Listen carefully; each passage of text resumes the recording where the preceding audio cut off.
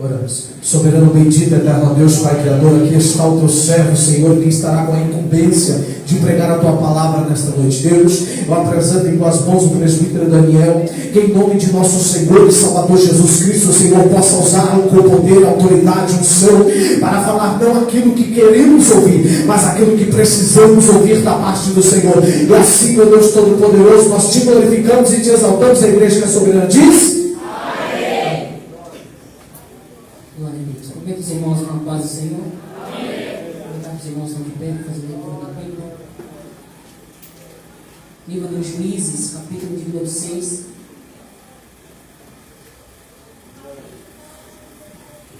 Glória a Deus. Juízes, capítulo de número 6. Nós vamos fazer uma leitura a partir do versículo 11.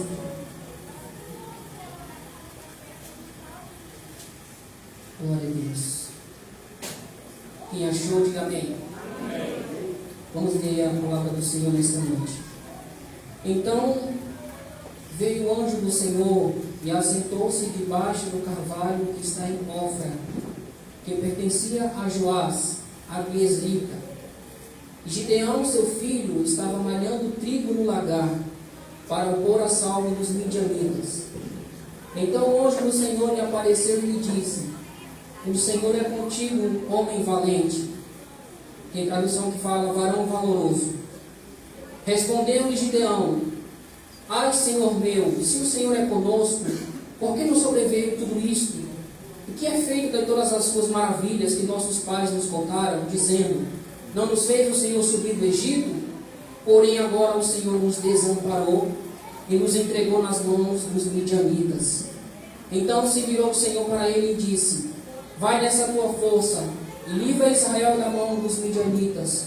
Porventura não te enviei eu? E ele lhe disse: ai, Senhor meu, com que livrarei Israel? Eis que a minha família é a mais pobre em Manassés, e eu o menor da casa de meu pai. Tornou-lhe o Senhor: já que eu estou contigo, ferirás os midianitas como se fosse um só homem. Ele respondeu: se agora achei mercê diante dos teus olhos, dá-me um sinal de que és tu, Senhor, que falas. Rogo-te que daqui não te apartes até que eu volte, e traga a minha oferta e a ponha diante de ti. Respondeu ele: esperarei até que voltes. Entrou Gideão e preparou um cabrito e bolos asmos de um efa de farinha. A carne pôs no cesto e o caldo numa panela, e trouxe-lhe até debaixo do carvalho e lhe apresentou. Porém o anjo de Deus lhe disse: toma a carne e os bolos asmos, põe-nos sobre esta penha e derrama-lhes por cima o caldo. E assim fez. Estendeu o anjo do Senhor a ponta do cajado que trazia na mão e tocou a carne e os bolos asmos. Então subiu o fogo da penha e consumiu a carne e os bolos. E o anjo do Senhor desapareceu da sua presença. Viu Gideão que era o anjo do Senhor e disse: ai de mim, Senhor Deus, pois vi o anjo do Senhor face a face. Porém o Senhor lhe disse: paz seja contigo, não temas, não morrerás. Então Gideão edificou ali um altar ao Senhor e lhe chamou de o Senhor é paz. Ainda até o dia de hoje está o altar em Ofra, que pertence aos Abiesritas. Amém? Pode se assentar aqui, em nome de Jesus. Eu queria, antes de falar aquilo que o Senhor colocar no meu coração, louvar a Deus e agradecer por esta oportunidade ao nosso pastor Márcio, pastor Lodenei, obrigado pela confiança.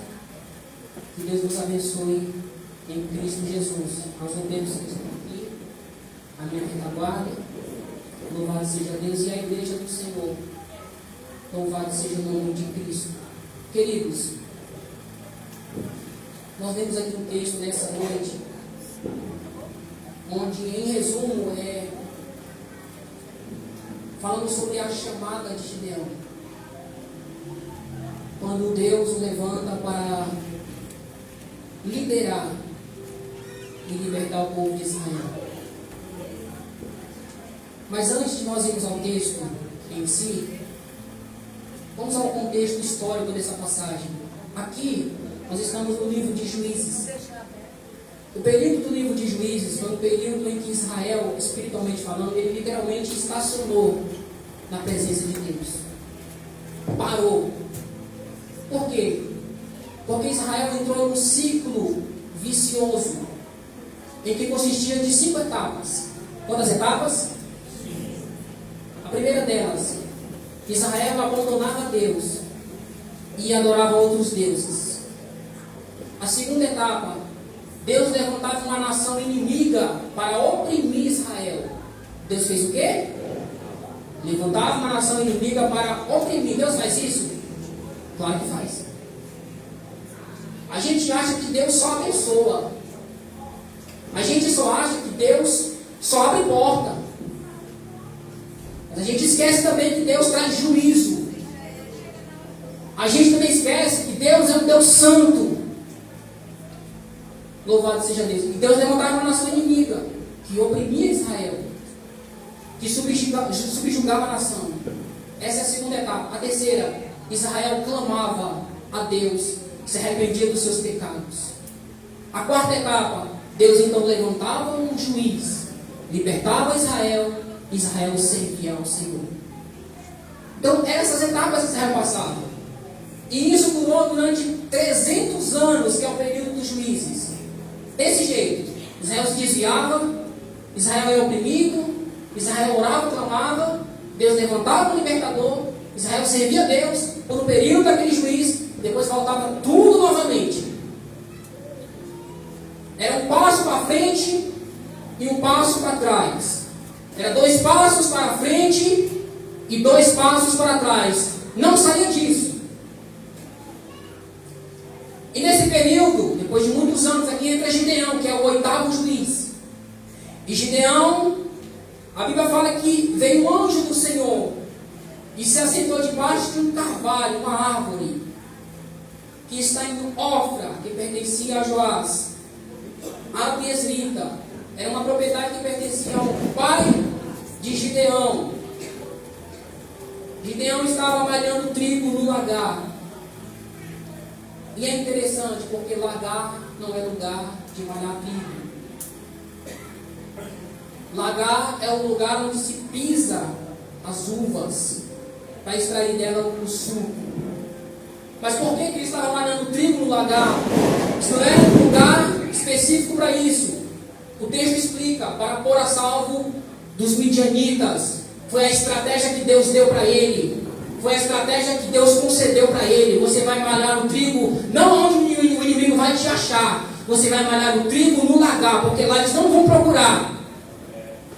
Sabe qual é o lagar do crente? A oração.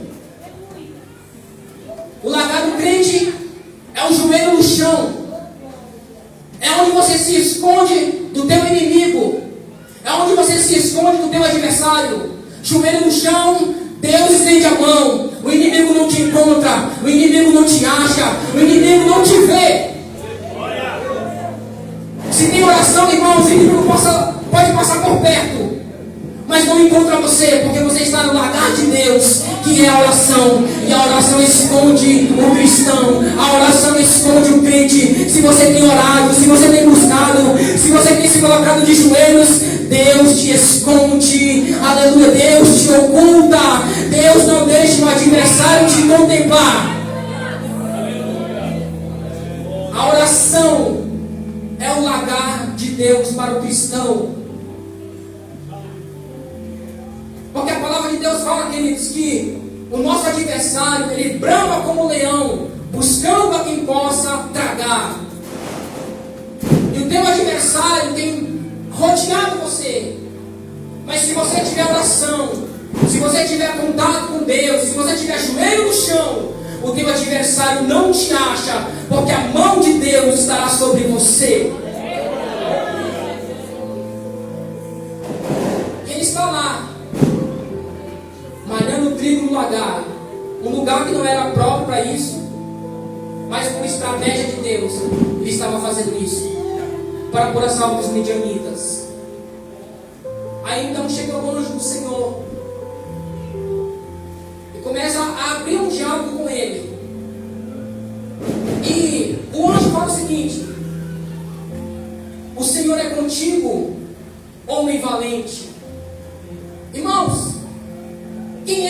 ouve uma palavra de encorajamento e não fica feliz, né?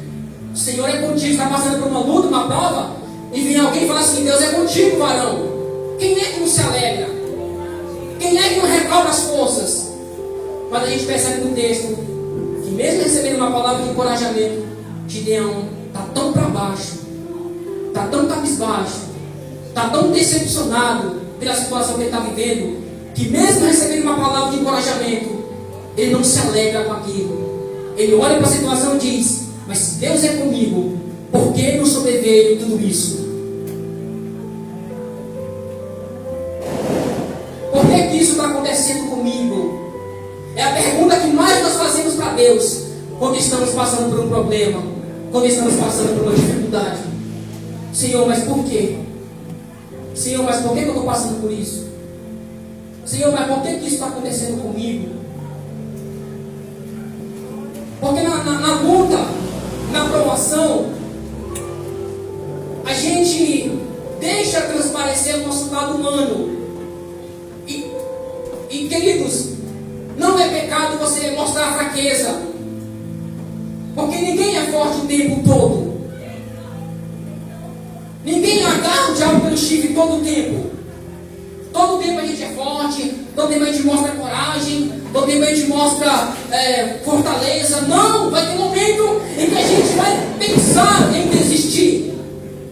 Como Elias, eu gosto muito de citar Elias, porque Elias, ele está fugindo de uma mulher, ele está se escondendo para não ser morto, e ele faz a oração: Senhor, me mata, porque eu não sou melhor do que os meus pais.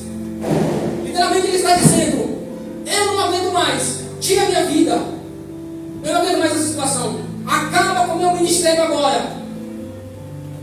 Mas Deus é paciente como Elias, e Deus chega para ele e diz: Elias, eu sei o que você está passando, eu sei que você está decepcionado, porque lá no Carmelo você fez o sacrifício e você achava que o povo ia se converter, não se converteu coisa nenhuma.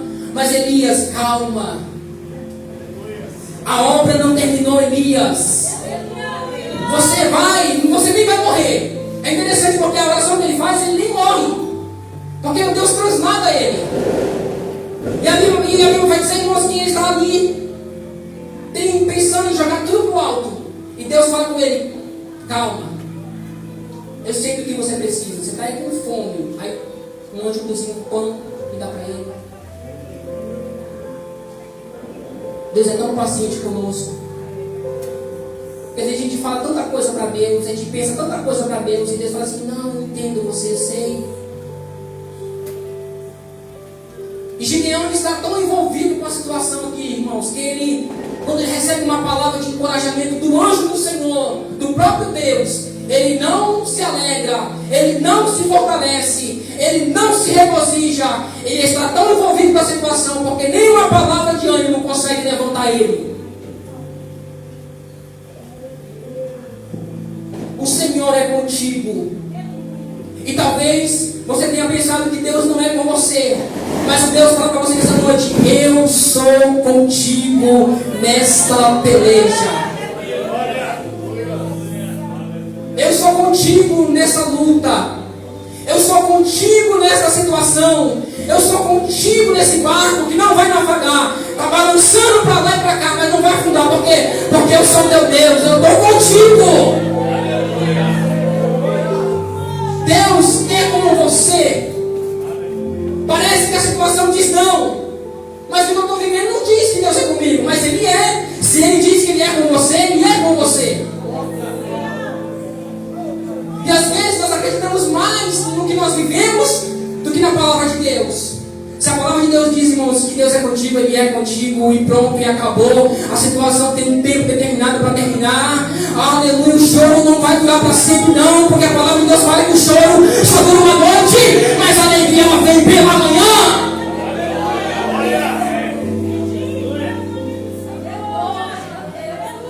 Então se fortaleça em Deus nessa noite, porque Ele é com você, não importa a situação, seja na sua casa, seja no trabalho, seja no ministério, não importa, seja espiritual. Deus é com você, você vai vencer. Deus é com você, essa luta vai passar. Deus é com você, Ele te fortalece. Deus é com você, Ele te encoraja.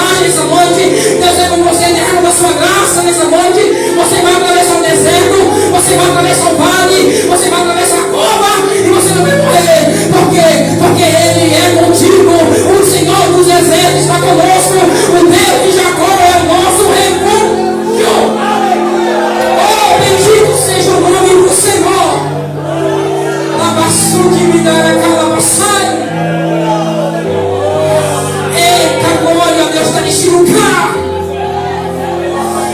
Sinta a presença, sinta o Espírito Santo se movendo nesse lugar. Deus é contigo.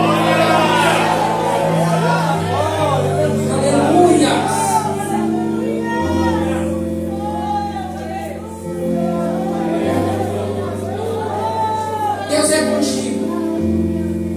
Agora deixa eu falar uma coisa. Quando a Bíblia fala Deus é contigo, necessariamente, irmãos, passa pela cruz.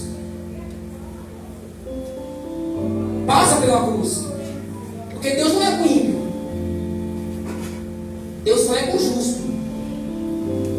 E a Bíblia fala que nós já fomos justificados pelo sangue de Jesus. Para Deus ser com você, você tem que passar pela cruz. Você tem que confessar Cristo como teu Salvador. Você tem que se arrepender e crer no Salvador Jesus. Aí sim Deus é contigo. Porque a Bíblia fala, irmãos, que todos aqueles que não estão em Cristo permanecem sobre ele a ira de Deus. João Batista, quando pregava, ele viu os fariseus vindo até ele e dizia o seguinte: olha, quem vos induziu a fugir da ira vindoura? Tem uma ira vindo aí, irmão. E se você não se abrigar em Cristo, ela vai cair sobre você. Então, quando a Bíblia fala, o Senhor é contigo, passa pela cruz, passa pelo arrependimento, passa por confessar Cristo como nosso Senhor e Salvador. Aí sim Deus é contigo. Até porque, irmãos, o nome dele é Emanuel, que traduzido quer dizer Deus conosco.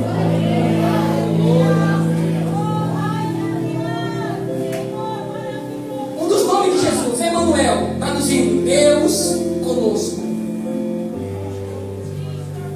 Porque o que nos afasta de Deus é o nosso pecado. Mas isso já foi resolvido.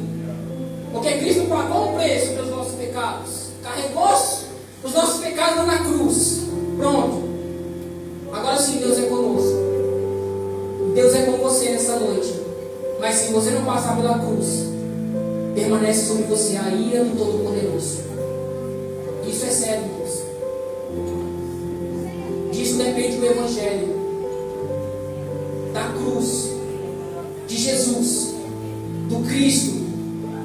Porque Ele não é apenas a nossa esperança, Ele é a única coisa que nós temos. Ele é a única coisa que nós temos que nos apegar. Ele é a única coisa que nós temos para nos agarrarmos com todas as forças, para que nós possamos, naquele grande dia, quando a trompeta tocar, nós pertencemos ao número dos eleitos, daqueles que subirão para a glória. E ele fala: o Senhor é contigo, homem valente. Na minha tradução, tem tradução que fala varão valoroso. E como eu falei, Gideão, então ele olha para a situação e diz: ai, Senhor meu, mas se o Senhor é conosco, por que nos sobreviveu tudo isso? E que é feito todas as maravilhas que os nossos pais nos contaram. Ele está dizendo o seguinte: o Senhor está dizendo que Deus é comigo, mas a situação diz não. O Senhor está dizendo que Deus é comigo, mas o problema que eu estou vivendo diz outra coisa. E às vezes é assim que nós nos sentimos. A gente até crê na palavra, mas a gente está envolvido pelo problema, pela situação, e a gente fala: mas eu não vivo isso. Eu não estou vivendo o que a palavra diz que eu tenho que viver. Mas Deus é com você e vai passar. Vai ter um tempo que vai acabar, pronto. Louvado seja Deus. E ele questiona a Deus a situação. E questionar, irmãos, é lícito. O que nós não podemos é outra coisa, que é murmurar. Questionar é diferente. Murmurar é outra coisa. E tem outra coisa: Deus só aceita questionamento, irmão, de quem já tem fé e já tem relacionamento com Ele. Porque muitos homens de Deus questionaram. Mas quando os fariseus foram questionar Jesus alguma coisa, Jesus falou assim: opa. Gideão pede um sinal para Deus, assim: me dá um sinal. Vou trazer uma oferta, preparar e trazer para você. E Deus falou assim: eu espero. Mas quando os fariseus pediram um sinal para Jesus assim, não. Sinal é para quem já tem intimidade comigo. Sinal é para quem já crê em mim. Sinal é para quem já tem confiança em mim. Vocês são fariseus, não crê? Não tem sinal. O único sinal que vocês vão ter é o de Jonas. Porque assim como Jonas esteve 3 dias no ventre do grande peixe, o Filho do Homem também estará 3 dias no seio da terra, e ao terceiro ele ressuscitará. Então questionar é lícito. Eu posso questionar a Deus. Senhor, por que isso está acontecendo comigo? Por que essa situação? Por que esse problema? Porque eu não posso murmurar como o povo de Israel fazia no deserto. Cada dificuldade que eles passavam era uma murmuração. Cada dificuldade que eles passavam, ele dizia: Deus nos abandonou, Deus nos entregou, Deus não está conosco, Deus isso, Deus aquilo. E eles já tinham visto os sinais, que são as 10 pragas. As 10 pragas do Egito eram um sinal para eles, de que Deus estava com eles, que eles poderiam seguir em frente, confiar que Deus iria guardá-los, ia fazer eles atravessar aquele deserto até a terra prometida. Mas a cada dificuldade a gente vê que eles não faziam isso. Eles murmuravam e reclamavam com Moisés. E Gideão questiona: eu não vivo o que o Senhor diz que o Senhor está falando. E sabe o que eu aprendo aqui? Gideão estava inconformado com a situação. Ele não aceitava aquilo. Ele não aceitava por quê? Porque ele tinha a consciência do Deus que ele servia.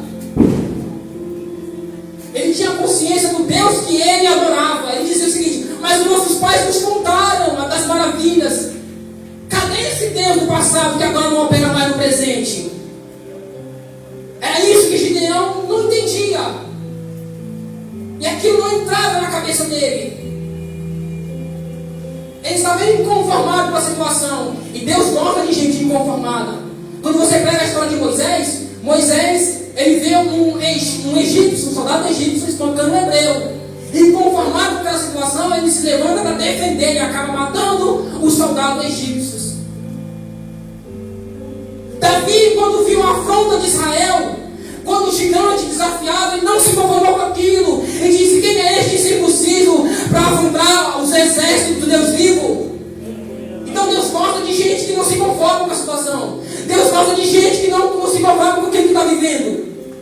Eu quero saber nessa noite se tem alguém aqui que está inconformado com aquilo que está vivendo. Porque essa palavra é para você nessa noite. Se você está inconformado com essa situação, Deus manda te dizer nessa noite que é você que Deus vai usar para lá. Não é ninguém não, irmão. Porque Gideão, quando questionou, Deus foi ele. Então é você que Deus quer usar para mudar o ambiente que você está vivendo.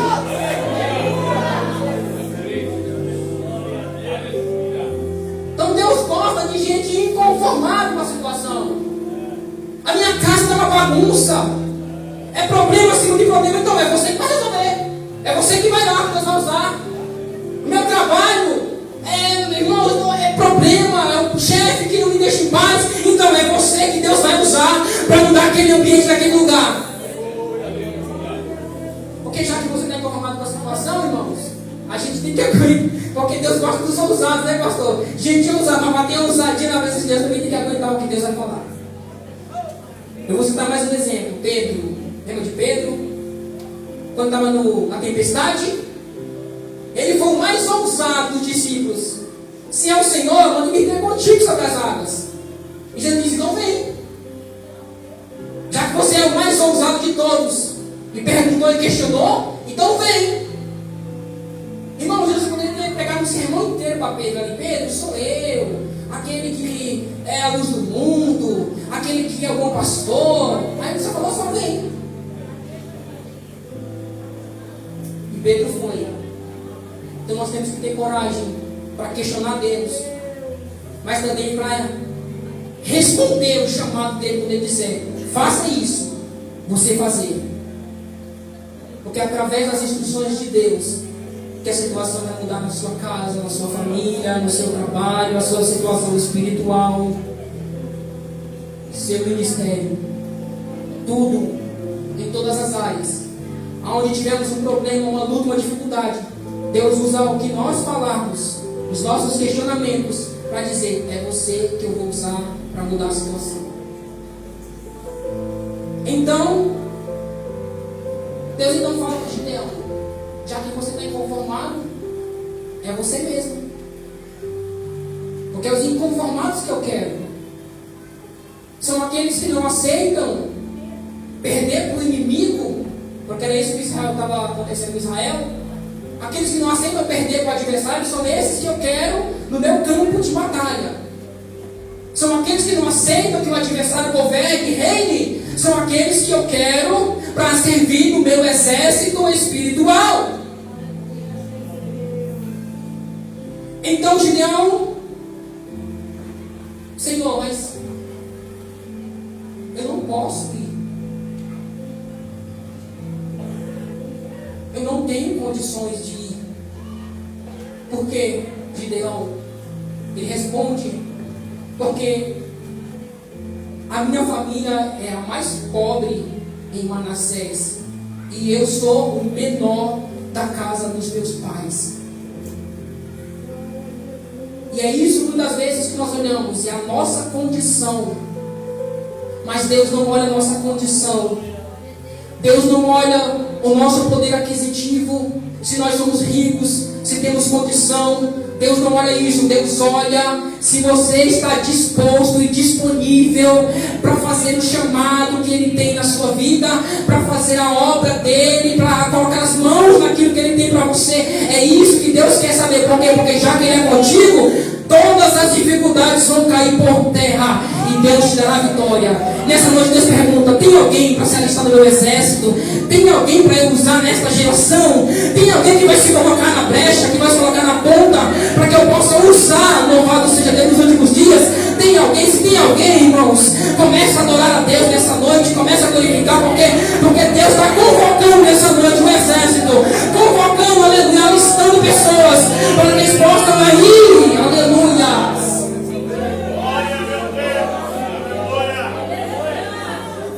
Mas eu não posso. Deus sabe que você não pode, é isso mesmo. Isso aconteceu uma vez com Moisés também. Moisés, quando Deus o escolheu, Moisés disse que ele não poderia ir porque ele era pesado de língua. Deus falou assim: então seu irmão Arão vai falar com você. Não, mas eles não vão crer. Mas eu vou te dar um sinal que eles vão acreditar. E todas as desculpas que Moisés deu para Deus, Deus rebateu uma por uma. Até quando Deus se irou contra Moisés, disse: Moisés, é você, pronto, acabou. Vai lá. Gideão não deu desculpa dizendo: eu não posso porque eu não tenho condições, a minha família é mais pobre, eu sou o menor. E geralmente o menor, eu não sei, nos nossos tempos mudou isso aí, né? Porque o caçula geralmente é mais baixo do lado mesmo. Mas no tempo de Israel, o menor não tinha valia. Os irmãos conhecem a história bíblica, sabem que o filho, o primogênito, é o que é o mais. É o contrário, né? A cultura muda. É o primogênito que é mais exaltado. É o primogênito que recebe dupla honra, dupla porção.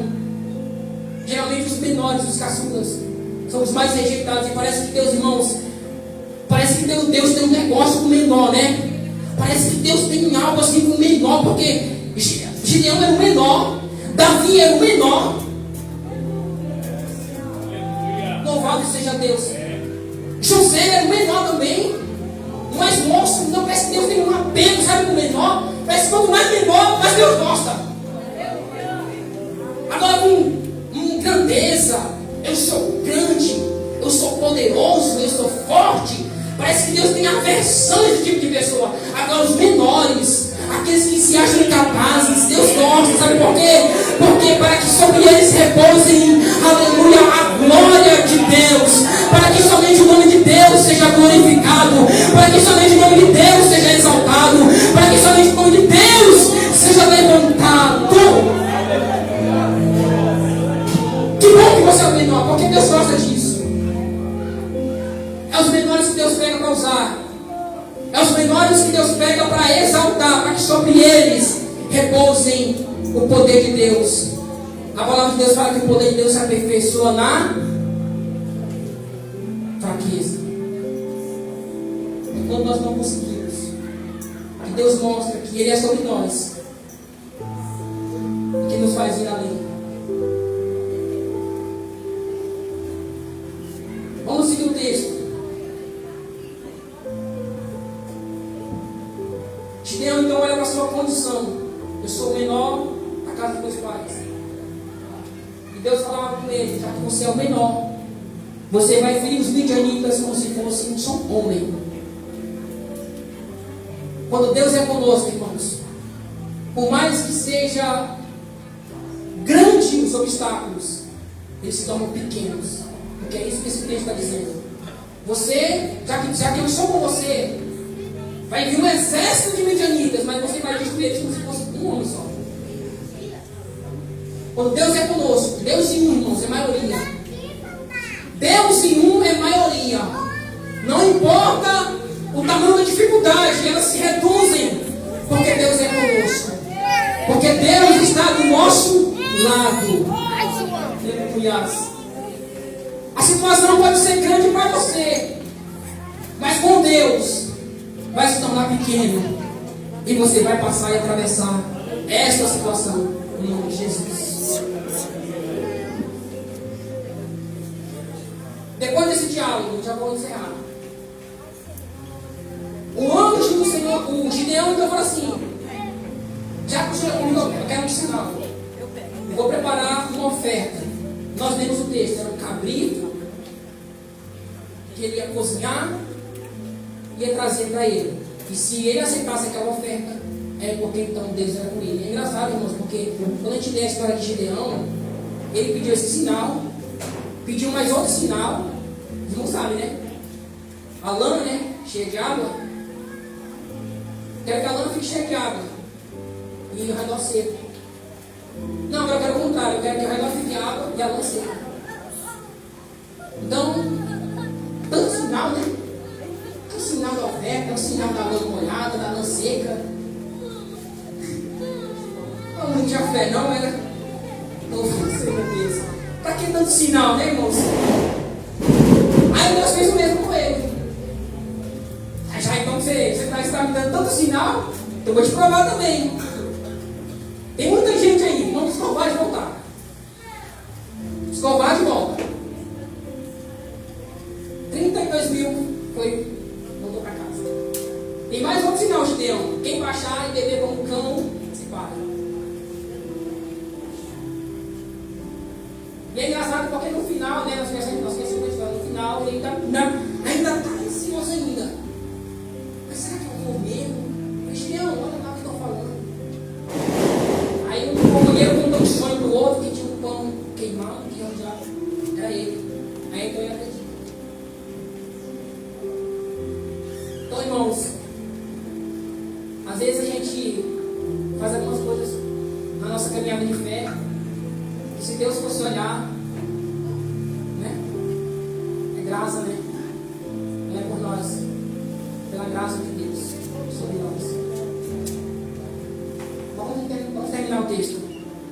Ele prepara, o anjo fica lá, irmão, esperando a oferta, prepara o cabrito, o caldo, traz para ele, coloca sobre uma pedra. E a Bíblia vai dizer, no texto nós lemos que sai fogo da penha, uma pedra, uma rocha, sai fogo, e quando estamos aqui no local, o filho do anjo desaparece. Gideão então entende que era Deus falando com ele. E ele estava vocacionado para ir naquele lugar. Um dos sinais de que Deus é conosco é que Ele recebe a nossa adoração. Um dos sinais de que Deus é conosco é porque quando Ele recebe a nossa adoração, é quando Ele cheira como um cheiro de incenso suave, prende as suas narinas a nossa adoração, o nosso louvor. Quando Ele sobe até a presença de Deus, que Deus derrama da sua glória, é um dos sinais de que Deus é conosco. E nessa noite, querido, Deus fala que a tua adoração nessa noite, ela subiu até mim, aleluia. E Deus nessa noite te visitou, louvado seja Deus. Ele é contigo. Saia daqui com essa palavra no teu coração. Eu sou contigo, meu filho, minha filha. Louvado seja Deus. E Gideão deu nome àquele lugar. Ele edificou um altar ali e chamou: o Senhor é paz. Por quê? Porque ele temeu muito. Ele temeu muito, porque ele viu o anjo do Senhor face a face e disse: ai de mim, ai Senhor. Ele fez igual Isaías, quando entrou na presença de Deus, quando os céus se abriram sobre Isaías, que Isaías viu a glória de Deus, naquela revelação, aquela visão que ele teve. Quando ele viu o Senhor assentado, os querubins adorando de um lado para o outro, ele disse: ai de mim. Porque é assim que nós deveríamos, pelo menos é o que nós deveríamos fazer, quando nós nos encontramos na presença de Deus, perante o grande, o poderoso, o Deus dos céus. Era temer, era reverência. Mas às vezes a gente não faz. Sabe por quê? Porque às vezes, irmão, Deus está no culto e tem gente mexendo no celular. Deus está no culto e tem gente olhando a notificação do WhatsApp, do Facebook, vendo que está na rede social. Isso é uma postura de gente que está na presença de Deus, irmãos. A presença de Deus, irmão, traz reverência, temor, zelo. E é por isso que nós temos uma geração corrompida. O pecado tem entrado na igreja. Por quê? Porque falta temor, reverência. Porque no culto, irmão, Deus se faz presente. Você está preocupado com a sua rede social.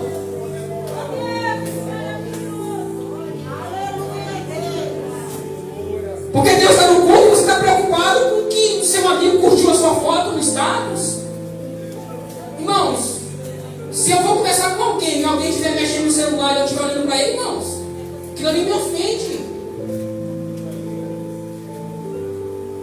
Eu e minha esposa, nós fomos lá juntos. E me irritava, pastor, quando ela ficava mexendo no celular, na hora que eu falei, eu vou quebrar isso aí.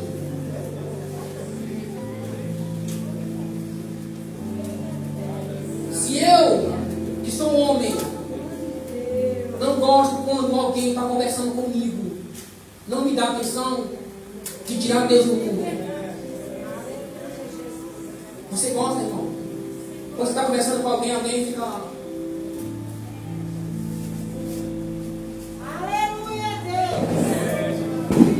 Você não gosta. Então por que você faz isso com Deus? Está no culto e está olhando no celular.